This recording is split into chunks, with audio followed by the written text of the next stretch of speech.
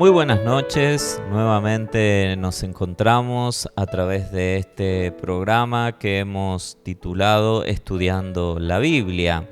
Les habla el pastor Hugo Ramini, su servidor, y estamos aquí un miércoles más para poder estudiar a las Sagradas Escrituras y poder concluir con el tema que ha sido el tema de varios programas, que es los 5 ministerios del Espíritu Santo. Y lo último, uno de los últimos ministerios allí en citar, habíamos hablado del amor de Dios, habíamos hecho referencia a que la llenura en el Espíritu Santo, que es el 5.º ministerio del Espíritu Santo, es la que trae a nuestros corazones el amor de Cristo. Por medio del Espíritu Santo es derramado. Habíamos citado también que el Señor Jesucristo fue aquel que los amó hasta el fin. Y eso describe que en Jesús existía tal llenura del Espíritu Santo. Y también, como punto número 6, habíamos visto que el Espíritu Santo nos da la forma de Jesús. Hemos sido transformados por medio del Señor y su Espíritu Santo. Hemos sido constituidos como nuevas criaturas y dice la Escritura que el que está en Cristo nueva criatura es, las cosas viejas pasaron, he aquí todas son hechas nuevas. Y una de las metas que tenemos como creyentes es poder reflejar a Jesús, es poder parecernos cada vez más a la persona del Hijo de Dios. Eso es lo que caracteriza a todo creyente, un creyente que se comienza a parecer a Jesús y a través de qué podemos observar, podemos comprobar que esto es así, a través de las Escrituras que nos describen la persona del Señor Jesucristo. De hecho, hay una materia a nivel bíblico que se estudia que es la Cristología, y la Cristología es la encargada de describirnos la persona del Señor Jesucristo. Entonces, a través de la Cristología podemos estudiar con profundidad lo que tiene que ver con la persona del Señor Jesucristo. Y cuando hablamos ya de otro punto, que sería el 7º punto o la 7ª allí consecuencia también, que tiene que ver con ser llenos del Espíritu Santo de Dios, tenemos que decir claramente que el Espíritu Santo es aquel que se encarga de fortalecer el nuevo hombre. Y la lectura nos lleva a la carta del apóstol Pablo a los Efesios, a la iglesia en Éfeso, capítulo 3, versículo 16. En la Nueva Traducción Viviente dice lo siguiente: pido en oración que de sus gloriosos e inagotables recursos los fortalezca con poder en el ser interior por medio de su Espíritu. Hay algo que es real, y es que nuestro hombre interior, nuestro nuevo hombre, tiene que ser fortalecido por medio del Espíritu Santo. La Biblia nos describe claramente en el libro de Hechos que las iglesias, aquellas iglesias florecientes de las cuales nos habla el libro de Hechos de los Apóstoles, eran iglesias que crecían fortalecidas en el poder del Espíritu Santo. ¿Y qué quiere decir que se fortalecían? Tiene que ver con que el hombre interior se iba fortaleciendo, el hombre interior, el nuevo hombre, iba desarrollándose, iba creciendo dentro de nuestras vidas. Cuando una persona nace de nuevo, no todo queda allí en el nuevo nacimiento, sino que tiene que seguir alimentando esa nueva naturaleza, la nueva naturaleza del hombre nacido de nuevo, que es una naturaleza que nos capacita para poder hacer la voluntad de Dios.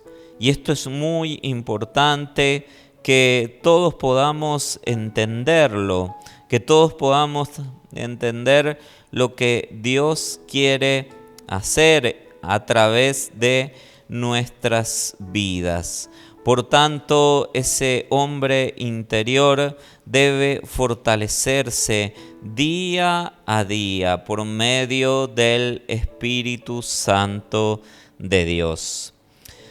Cuando vemos también la Biblia en el libro de Hechos y cuando observamos también lo que sucedió en el día de Pentecostés, en el día de Pentecostés pudimos ver allí a hombres que estaban fortalecidos por medio del Espíritu Santo de Dios. El libro de Hechos de los Apóstoles en su capítulo 2, versículo 14, nos dice lo siguiente. Hechos 2:14 en la versión Reina Valera 1960 dice: Entonces Pedro, poniéndose en pie con los 11, alzó la voz y les habló diciendo: Varones judíos y todos los que habitáis en Jerusalén, esto os sea notorio y oíd mis palabras, dice.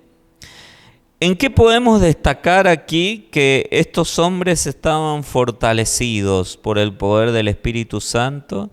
En que se pusieron de pie. Pedro se puso de pie, se identificó, dijo: acá estoy.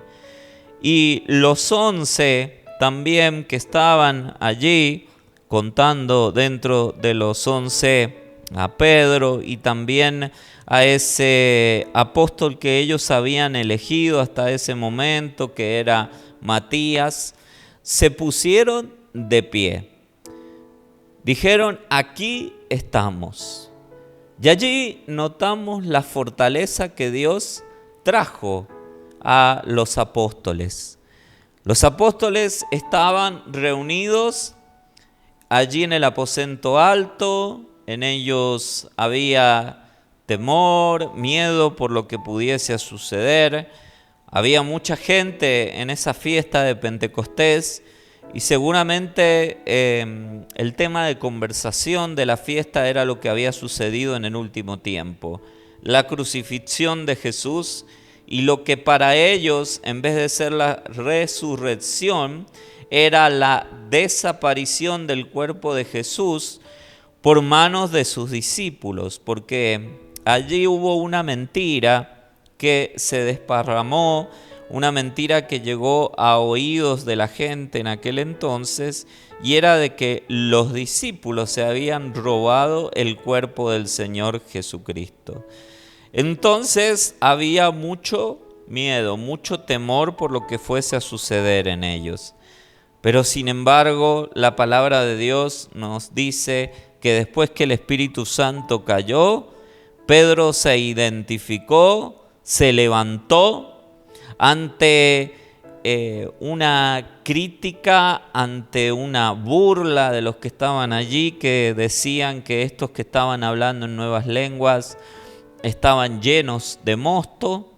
En vez, Pedro, de esconderse y dejar pasar la crítica, no responder a dicho comentario, en vez los 11 restantes de, como se dice en la jerga popular, quedarse en el molde, fue todo lo contrario. Se pararon y dijeron: miren, estos no están borrachos porque es la hora tercera del día. Estos no están borrachos, es de mañana. Lo que ha sucedido acá es lo dicho por el profeta Joel, que en los postreros días Dios derramaría de su Espíritu Santo sobre toda carne. Y eso permitió que los discípulos se fortalecieran en su hombre interior. Y siempre vemos que el Espíritu Santo, lejos de traer relajación en los discípulos, trajo fuerza, trajo valentía a sus vidas, dice. En Hechos capítulo 4, versículo 29, en la versión Reina Valera 1960, 29 al 31, nos dice: y ahora, Señor, mira sus amenazas y concede a tus siervos que con todo denuedo hablen tu palabra, mientras extiendes tu mano para que se hagan sanidades y señales y prodigios mediante el nombre de tu santo Hijo Jesús. Cuando hubieron orado, el lugar en que estaban congregados tembló, y todos fueron llenos del Espíritu Santo y hablaban con denuedo la palabra de Dios. Lejos de acobardarse, ellos oraron al Señor, buscaron la fortaleza en Dios y dijeron: Señor, mira sus amenazas, habían sido amenazados de muerte, y concede que con todo denuedo hablemos tu palabra. Mientras tú extiendes la mano para hacer prodigios, señales, maravillas. Y dice que el Espíritu Santo cayó y ese hombre interior se vio fortalecido nuevamente y hablaban con denuedo, con valentía, la palabra de Dios. Si tú y yo queremos que nuestro nuevo hombre, aquel hombre creado en nuestras vidas a imagen y semejanza de Dios, se fortalezca, necesitamos la llenura del Espíritu Santo. Necesitamos que ese hombre sea fortalecido. Y para que se fortalezca necesitamos de la oración. Fortalece el nuevo hombre, como leíamos. También, como octavo punto, tenemos que decir que la llenura del Espíritu Santo nos da libertad. Segunda de Corintios, capítulo 3, versículo 17, dice lo siguiente en la Nueva Traducción Viviente: pues el Señor es el Espíritu, y donde está el Espíritu del Señor, allí hay libertad. ¿De qué libertad estaba hablando aquí el Señor? Porque algunos malinterpretan este pasaje y llegan a creer que se habla de un libertinaje. De hecho, hay personas que dicen que cuando Dios da libertad, tenemos libertad para hacer lo que nosotros queramos, lo que a nosotros se nos ocurra. De hecho, se cantan hasta coros en las iglesias que dice que hay libertad hasta para saltar, que hay libertad hasta para danzar, que hay libertad para todo ese tipo de prácticas. Sin embargo, hay una libertad que el Espíritu Santo trae, que es verdadera y real, y que es liberarnos de la ignorancia que hay en nosotros acerca de Jesucristo. Porque la misma palabra del Señor nos dice en los versículos anteriores de Segunda de Corintios, capítulo 3, versículo 9 en adelante, vamos a leer en la versión Reina Valera 1960, dice la palabra de Dios: porque aún lo que fue glorioso no es glorioso en este respecto en comparación con la gloria más eminente. Porque si lo que perece tuvo gloria, mucho más glorioso será lo que permanece. Así que teniendo tal esperanza, usamos de mucha franqueza, y no como Moisés, que ponía un velo sobre su rostro, para que los hijos de Israel no fijaran la vista en el fin de aquello que había de ser abolido. Pero el entendimiento de ellos se embotó, porque hasta el día de hoy, cuando leen el antiguo pacto, les queda el mismo velo no descubierto, el cual por Cristo es quitado. Y aún hasta el día de hoy, cuando se lee a Moisés, el velo está puesto sobre el corazón de ellos. Pero cuando se conviertan al Señor, el velo se quitará. Porque el Señor es el Espíritu, y donde está el Espíritu del Señor, allí hay libertad.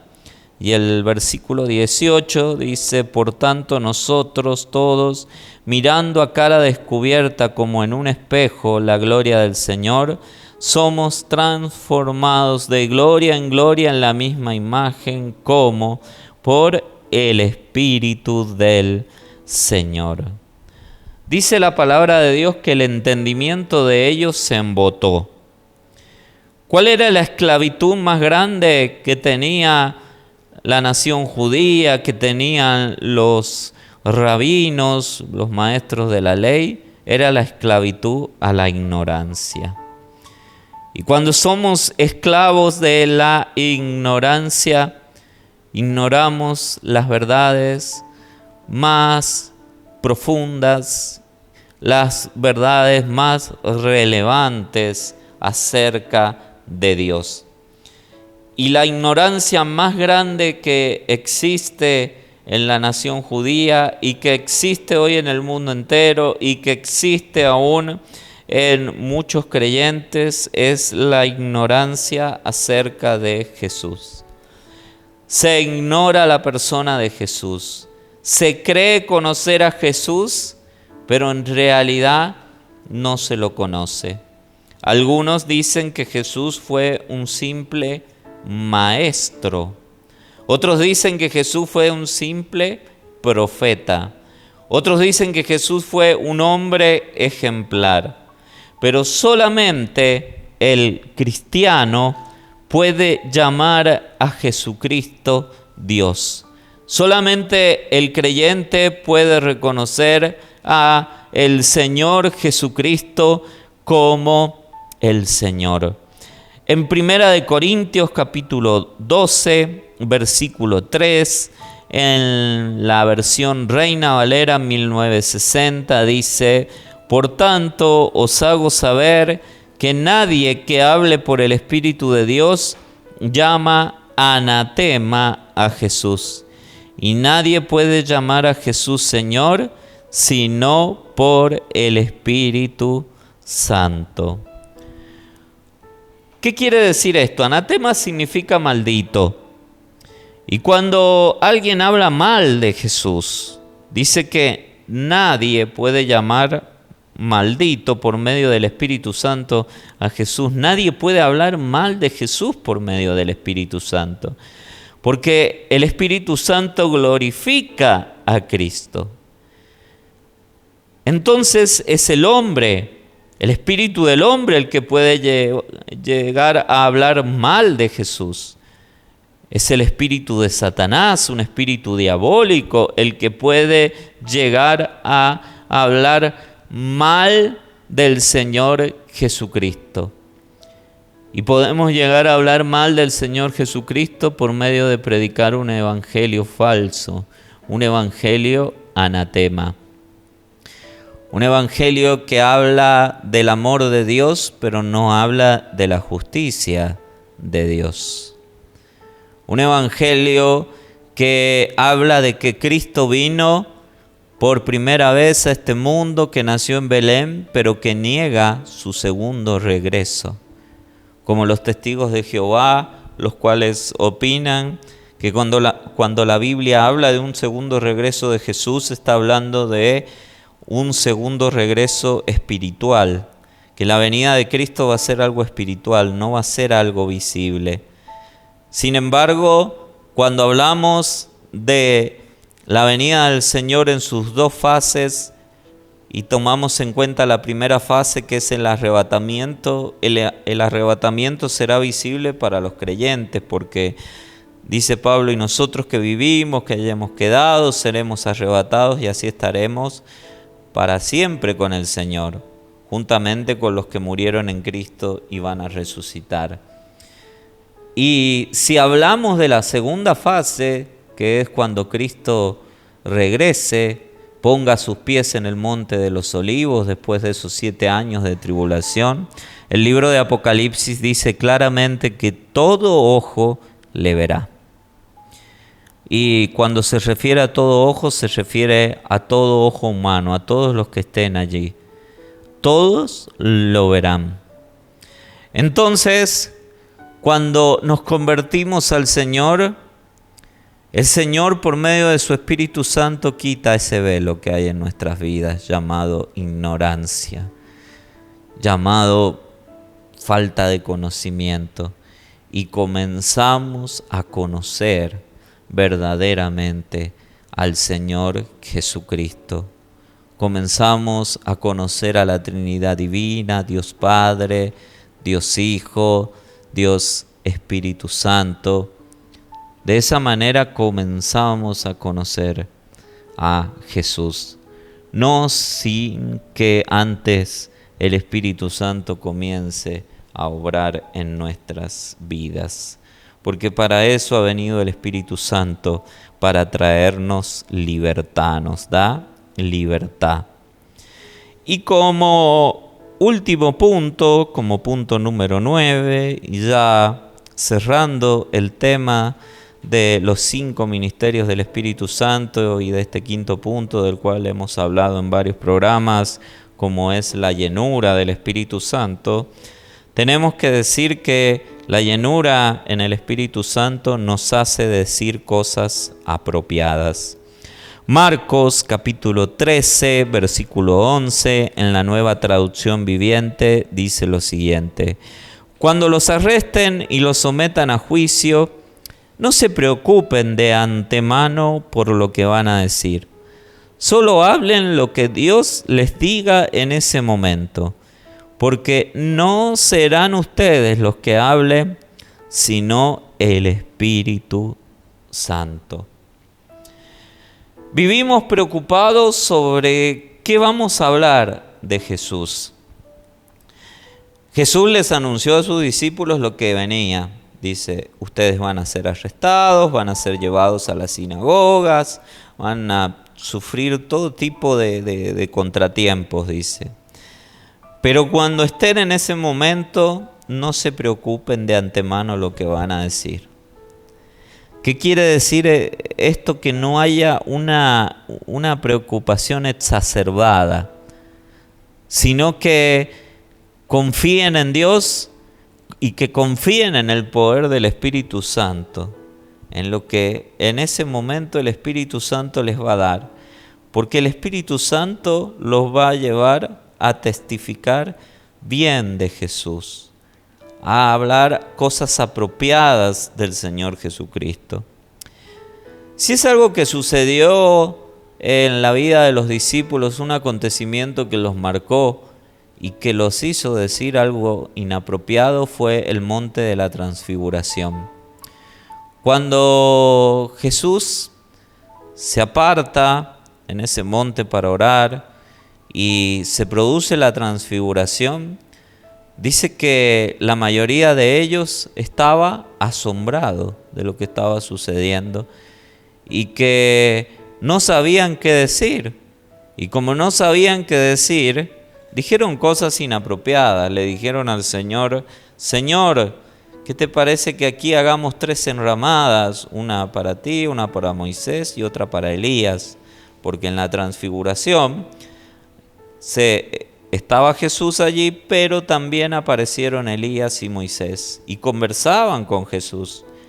Y una voz desde el cielo dijo: este es mi Hijo amado, a él oíd. ellos dijeron algo inapropiado porque fueron superados por la revelación que ellos verdaderamente vieron, observaron, pudieron palpar en ese momento. Pero sin embargo, el mismo Pedro, que fue aquel que ideó esa propuesta, que era una propuesta descabellada, que era una propuesta totalmente desubicada, el mismo Pedro dice en 2 de Pedro, capítulo 1, versículo 16, en la versión Reina Valera 1960, porque no os hemos dado a conocer el poder y la venida de nuestro Señor Jesucristo, siguiendo fábulas artificiosas, sino como habiendo visto con nuestros propios ojos su majestad. Pues cuando él recibió de Dios Padre honra y gloria, le fue enviada desde la magnífica gloria una voz que decía: este es mi Hijo amado, en el cual tengo complacencia. Y nosotros oímos esta voz enviada del cielo cuando estaba con él en el monte santo. Está hablando del monte de la transfiguración. Tenemos también la palabra profética más segura, a la cual hacéis bien en estar atentos como a una antorcha que alumbra el lugar oscuro, hasta que el día esclarezca y el lucero de la mañana salga en vuestros corazones. Entendiendo primero esto, que ninguna profecía de la Escritura es de interpretación privada, porque nunca la profecía fue traída por voluntad humana, sino que los santos hombres de Dios hablaron siendo inspirados por el Espíritu Santo. Hasta el versículo 18, Pedro se refiere a esa visión gloriosa del monte de la transfiguración. Pero él en ese momento vio esa visión de una manera equivocada. Él, al tener esa visión, al ver algo majestuoso, al ver a Jesús, a Moisés y a Elías, él pensó que esa visión le iba a sumar puntos, podemos decir, en su currículum vitae, que esa visión lo iba a llevar a él a destacarse por encima de los otros apóstoles, tal vez. Y Pedro, junto a Juan y Jacobo, deben haber pensado lo mismo, ya que en ellos, en Juan y Jacobo también, vemos que en ellos también estaba el deseo de estar con Jesús y de sentarse uno a la derecha, otro a la izquierda del Señor Jesucristo. Entonces, había deseos inapropiados y por lo tanto, al haber deseos inapropiados, se dijeron cosas inapropiadas allí. Pero después Pedro, lleno del Espíritu Santo, pudo comprender que eso que ellos habían visto era para que su fe aumentara. No era para que su ego aumentara, sino que esto era para que su fe aumentara y sirviese de confirmación. Estaba confirmando lo que los profetas habían hablado de Jesús. Porque viendo a Elías y a Moisés hablando con Jesús, pudieron entender que tanto Moisés como Elías también esperaban a Jesús, también esperaban al Mesías y también habían hablado del Mesías y también sabían que se acercaba ese momento, que era el momento de la crucifixión del Señor Jesús, que iba a dar salvación a toda la humanidad. Entonces esa experiencia no era para alimentar el ego de ellos, era para alimentar su fe y para que creyesen de todo su corazón en lo que había sido escrito, tanto por Elías como por Moisés, en lo que había sido expresado por ellos también, por los profetas. Entonces vemos claramente el propósito que tuvo Dios con esa visión. Si bien es cierto, sabemos que el profeta Elías no escribió ninguno de esos libros que encontramos en el Antiguo Testamento, sí sabemos que Elías fue un gran profeta de Dios, porque se habla de Elías allí, y porque en la vida de Elías había mucho de Dios, y en la vida de Elías también había del Señor, y Elías era comparado con Juan el Bautista, y Juan el Bautista comparado con Elías también. Y Pedro pudo escribir también, vemos cartas en el Nuevo Testamento sobre el Señor Jesucristo, sobre la doctrina de Cristo también, sobre los falsos maestros, los falsos profetas. Y por último leemos 1 Corintios 2:13 en la Nueva Traducción Viviente, dice lo siguiente: les decimos estas cosas sin emplear palabras que provienen de la sabiduría humana. En cambio, hablamos con palabras que el Espíritu nos da, usando las palabras del Espíritu para explicar las verdades espirituales. A través del Espíritu Santo, Dios nos ha dado las palabras del Espíritu. Palabras que son apropiadas y palabras que no son desubicadas, porque todo lo que sale de la boca de Dios es santo y nos da a conocer a Cristo y nos permite explicar verdades espirituales también. Verdades espirituales. Como Jesús habló, explicó lo del nuevo nacimiento también a Nicodemo. Cuando le habló y Nicodemo comparó el nuevo nacimiento con un nacimiento terrenal, con un nacimiento humano, con el nacimiento de un bebé.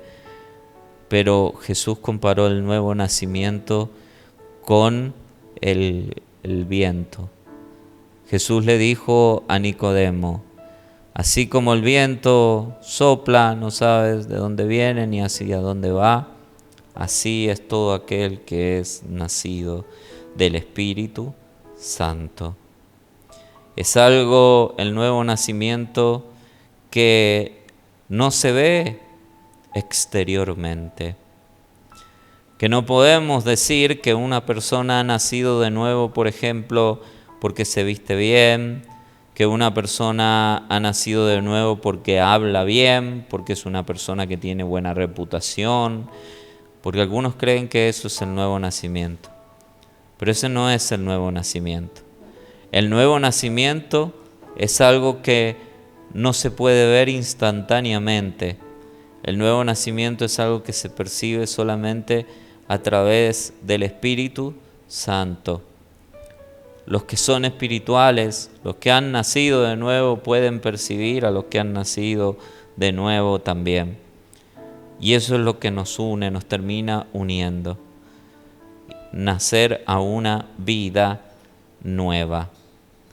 Y el nuevo nacimiento, con el paso del tiempo, se comienza a observar en una persona, porque esa persona comienza a comportarse, comienza a tener actitudes del mismo Señor Jesucristo. Se comienza a parecer a Jesucristo.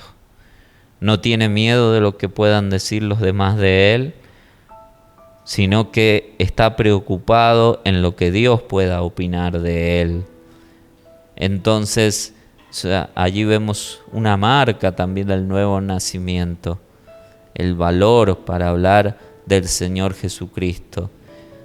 Una marca del nuevo nacimiento también es aquella persona que se comporta de una manera en la iglesia ante sus hermanos y se comporta de la misma manera ante otros, reflejando a Cristo. En la presencia y ausencia de otros cristianos es igual.